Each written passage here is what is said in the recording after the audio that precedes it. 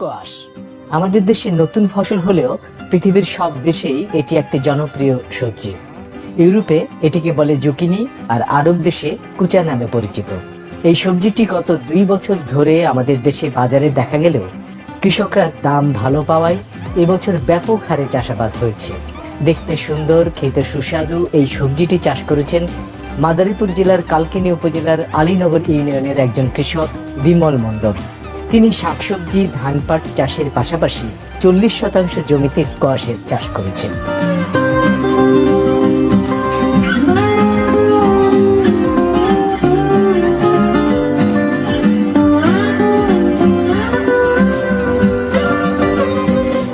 তিনি জানান, সম্প্রতি তার ছেলে দিলীপ ওমান থেকে ফিরে ইন্টারনেটে স্কোয়াশ চাষ দেখে তার বাবাকে এই সবজি চাষ সম্পর্কে ধারণা দেন এবং চাষ করার জন্য অনুপ্রাণিত করেন।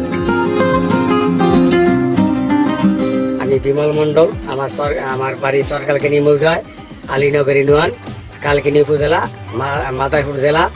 হ্যাঁ, আমার ছেলে ওমানে ছিল 3 বছর।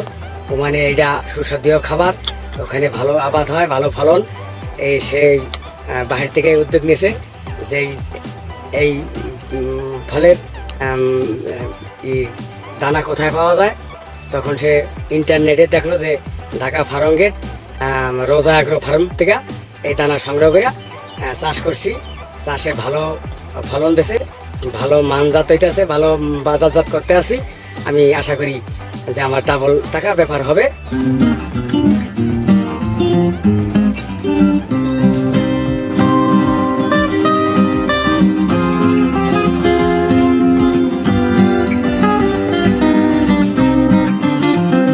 বিমল মণ্ডল আরও জানান, তার 40% জমিতে 3600 গাছ রয়েছে।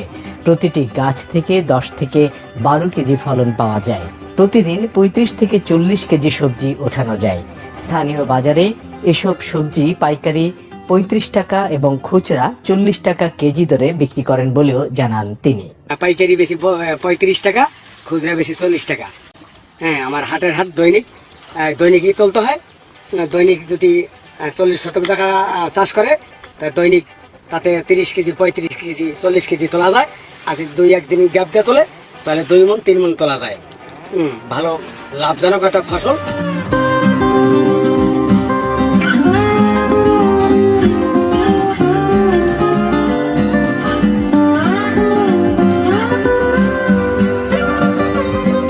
বিমল মণ্ডল জানান, স্কোয়াশ চাষ করার জন্য জমিতে 3 থেকে 4টি চাষ দিতে হয় এবং পরিমাণ মতো জৈব সার এবং অল্প পরিমাণে রাসায়নিক সার দিয়ে 1.5 হাত বাই 1.5 হাত পর পর একটা করে বীজ রোপণ করতে হয়।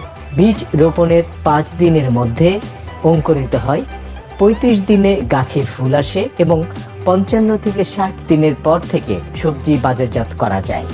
বাংলাদেশে এই সবজিটির আবাদ আরো প্রসারিত হোক, এটাই প্রত্যাশা সফল স্কোয়াশ চাষী বিমল মণ্ডলের।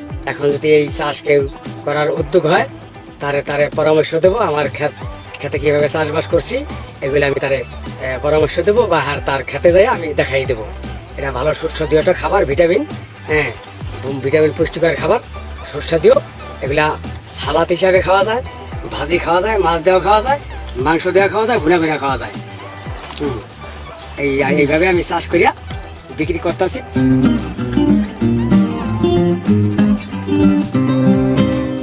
দর্শক, আমাদের গতানুগতিক কৃষির পাশাপাশি আধুনিক এবং লাভজনক কৃষির দিকে এগিয়ে আসতে হবে। তাহলেই সমৃদ্ধ হবে দেশ, ভালো থাকবে আমাদের কৃষকরা।